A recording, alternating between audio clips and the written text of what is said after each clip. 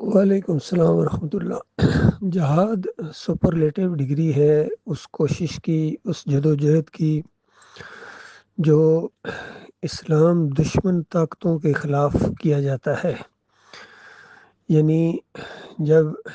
ایمان کی دعوت اٹھے، توحید کو پھیلانے کے لیے جو کوشش کی جا رہی ہو، اس کا جو باطل طاقتیں مقابلہ کرتی ہیں، اس کو دبانے کے لیے کوششیں کرتی ہیں، ان کوششوں کا مقابلہ کرنا، اس کو جہاد کہا جاتا ہے۔ یعنی جس طرح نبی علیہ السلام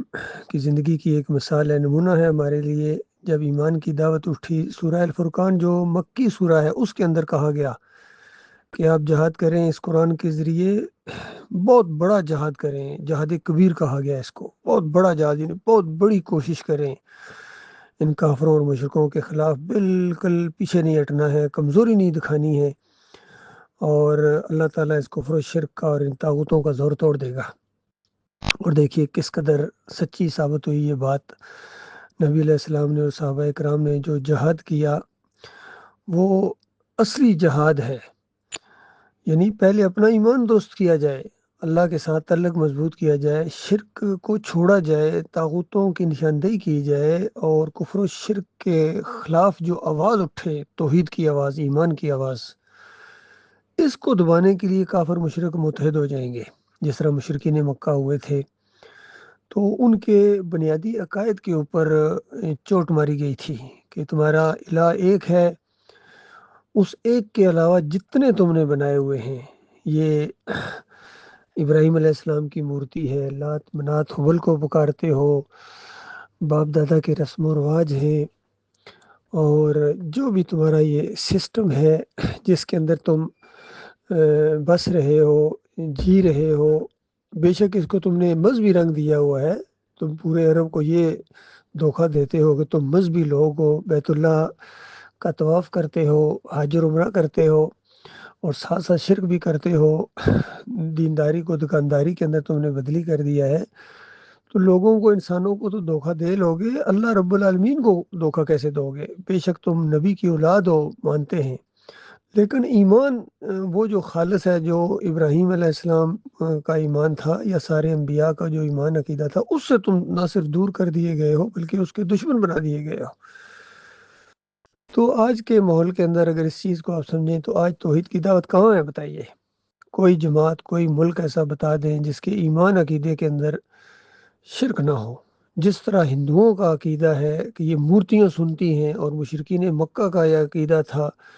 کہ یہ بت سنتے ہیں، مورتیاں سنتی ہیں، اور آذر کی قوم کا جو عقیدہ تھا کہ یہ مورتیاں ہمارے نفع نقصان کے مالک ہیں، سنتی ہیں، بالکل وہی عقیدہ آج ان مسلمانوں کا قبروں کے بارے میں، مزاروں کے بارے میں، گنبد کے بارے میں، اور اپنے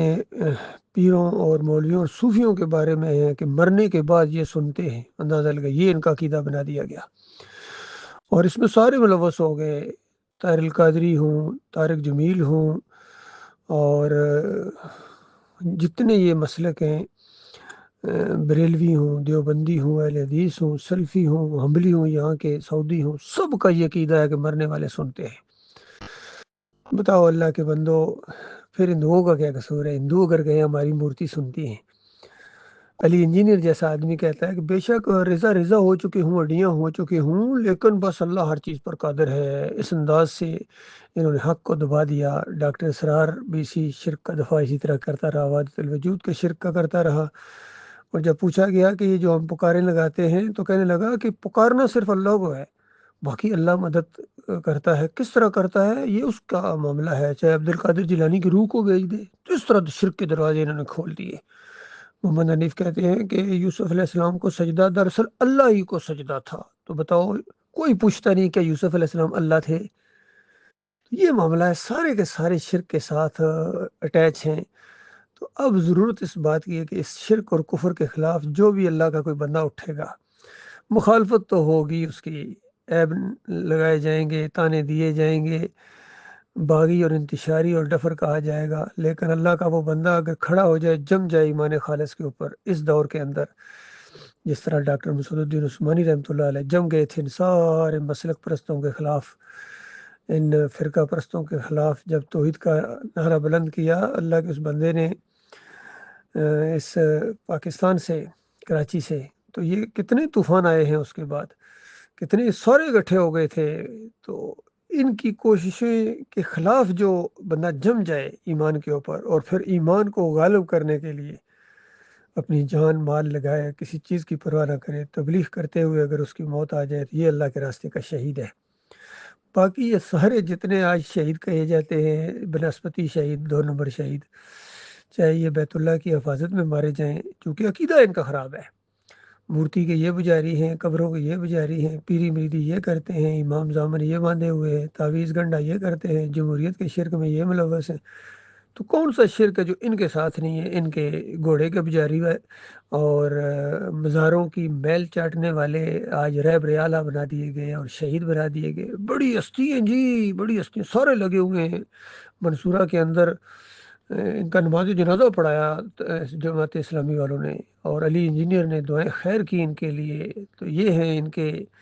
سارے کے سارے پورے جتنے یہ مسلک ہیں، یہ فرقے ہیں، انہوں نے اللہ کے دین کو بالکل ٹکڑے ٹکڑے کر دیا، ہر ایک کے پاس جو کچھ ہے اسی میں مگن ہے، خوش ہے۔ تو یہ معاملہ ہے اللہ کے بندو، جب تک توحید کی آواز نہیں اٹھے گی، خالص توحید، کفر بالطاغوت، ان کے سارے اکابرین جو کفر و شرک پھیلاتے رہے ہیں، اس کا رد کیا جائے گا، انکار کیا جائے گا، اور ان کو امام تو کیا، یہ مقتدی بننے کے لائق نہیں ہے۔ جب تک اس انداز سے کوئی جو ہے مردوں کا گروہ نہیں اٹھے گا، کوئی خیر اس امت کے اندر نہیں آ سکتی ہے۔